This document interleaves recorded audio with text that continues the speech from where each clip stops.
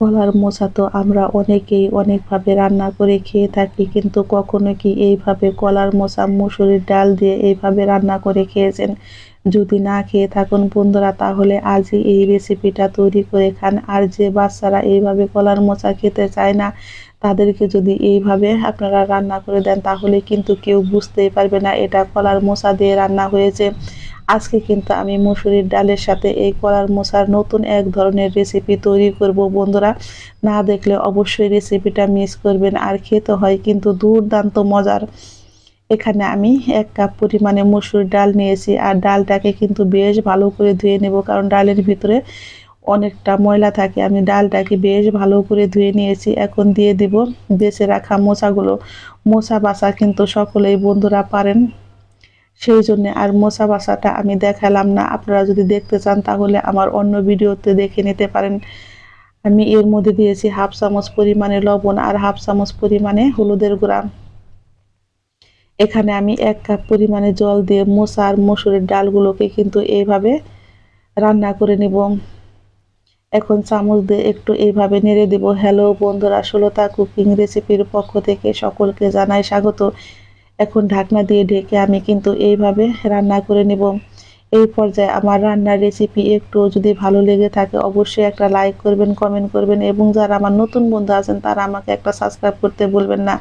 আমার নতুন এবং পুরাতন সকল বন্ধুদের জানাই আমি অসংখ্য ধন্যবাদ। এইভাবে ঢাকনা তুলে কিন্তু আমি নেড়ে দিয়েছি। ডালটা কিন্তু প্রায় আমার হাফ সিদ্ধ হয়ে গেছে। এখন আমি এর মধ্যে দিয়ে দিব বড় সাইজের একটা পেঁয়াজ কুচি, ৩ থেকে ৪টা কাঁচামরিচ, আর দিয়ে দেব আমি বেশ কিছুটা পরিমাণে আস্ত রসুন। এখন আবারও সমস্ত উপকরণ দিয়ে আমি কিন্তু বেশ ভালো করে একটু নেড়ে দিয়েছি। আবারও আমি ঢাকনা দিয়ে ঢেকে এইভাবে রান্না করে নেব।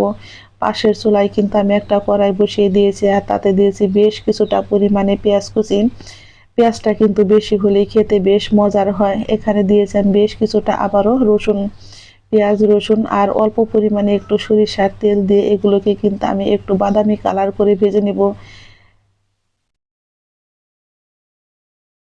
পেঁয়াজ রসুন কিন্তু আমার বাদামি কালার করে ভাজা হয়ে গেছে। এখন আমি চুলাই থেকে নামিয়ে নিব। আজকে আমি কিন্তু তৈরি করে দেখাবো বন্ধুরা মসুরির ডাল আর মোচা দিয়ে মোচার ভর্তা। এখন আমি কিন্তু এখানে ৪ থেকে ৫টা শুকনা মরিচ নিয়েছি, আর মরিচগুলোকেও কিন্তু চুলার আঁচটাকে একদম লোতে রেখে আমি ভেজে নিব। আমি কিন্তু বোটাটা ফেলে দেইনি বন্ধুরা, আর বোটা সহকারে মরিচটা ভাজলে কিন্তু মরিচটা দীর্ঘ সময় আপনাদের মচমচে থাকবে। মরিচ ভাজি হয়ে গেছে, আমি এখন চুলাই থেকে নামিয়ে নিব।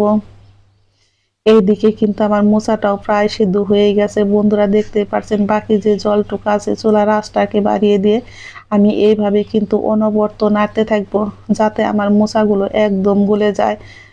আজকে কিন্তু আমি বাটাবাটির ঝামেলা ছাড়াই হাতে মাখিয়ে দেখাবো বন্ধুরা মসুরির ডাল আর মোচা দিয়ে দারুণ মজার ভর্তা। এইভাবে যদি আপনারা ভর্তা বানিয়ে কাউকে খাওয়ান বন্ধুরা, সেই কিন্তু বারবার রিকোয়েস্ট করবে, আর পরিবারের সকলেই কিন্তু বারবার এইভাবে বানিয়ে দিতে বলবে, এতটাই পরিমাণে মজার হয়।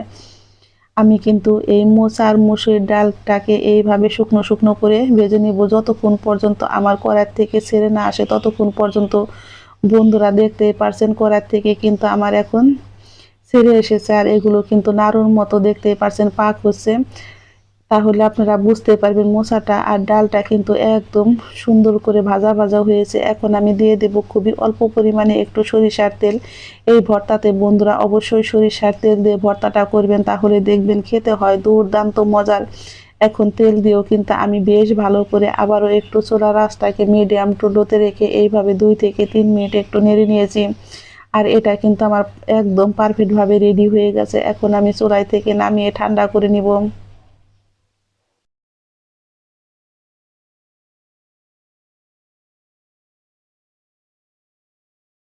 এটা কিন্তু আমার একদম রেডি হয়ে গেছে বন্ধুরা, দেখতেই পারছেন মোচাগুলো কিন্তু একদম গলে গেছে। আর আজকে কিন্তু এই মোচাগুলো আর ডালগুলোকে কিন্তু পাটায় বাটার কোনো দরকার নেই।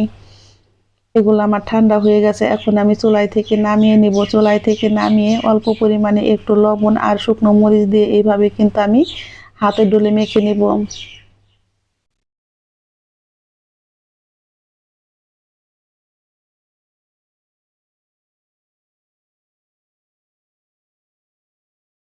আমরা তো মোচা বন্ধুরা অনেকেই অনেকভাবে খেয়ে থাকি, কিন্তু এইভাবে একবার হলো আপনারা খেয়ে দেখবেন। আমি কিন্তু শুকনা মরিচটাকে বেশ ভালো করে লবণ দিয়ে মেখে নিয়েছি। এখন আমি ভেজে রাখা পেঁয়াজ আর রসুন কিন্তু বেশ ভালো করে দিয়ে মেখে নেব। আমি রসুনগুলোকেও কিন্তু এইভাবে হাত দিয়ে ভেঙে নিচ্ছি, কারণ রসুনগুলোও কিন্তু আমার ভাজার পরে নরম হয়ে গেছে। এখন আমি আবারও অল্প পরিমাণে একটু সরিষার তেল দিয়ে কিন্তু পেঁয়াজ, রসুন আর মরিচটাকে বেশ ভালো করে একটু মেখে নেব। হাতে মাখা মোচা মুসুরির ডাল দিয়ে খেতে হয় কিন্তু দারুণ মজার। রেসিপিটা ভালো লেগে থাকলে বন্ধুরা অবশ্যই একটা লাইক, কমেন্ট এবং একটা শেয়ার করতে ভুলবেন না। সকলেই ভালো থাকবেন, সুস্থ থাকবেন। আমার লবণটা কিন্তু একদম ঠিকঠাক আছে। আর এই ভর্তাটা কিন্তু আমি কালকে রান্না করে খেয়েছি, আর আজকে আমি ভয়েস দিচ্ছি বন্ধুরা, আমার জিভ দিয়ে কিন্তু জল চলে এসেছে, এতটাই পরিমাণে মজার হয়েছে। ভর্তা মাখাটা দেখতেই পারছেন একদম কিন্তু রেডি হয়ে গেছে। বন্ধুরা গরম গরম ভাতের সাথে খেতে এতটাই পরিমাণে মজার হয়, খেতেও হয়েছে কিন্তু সেই স্বাদ। ঝটপট তৈরি হয়ে গেল মুসুরির ডাল দিয়ে মোচার ভর্তা।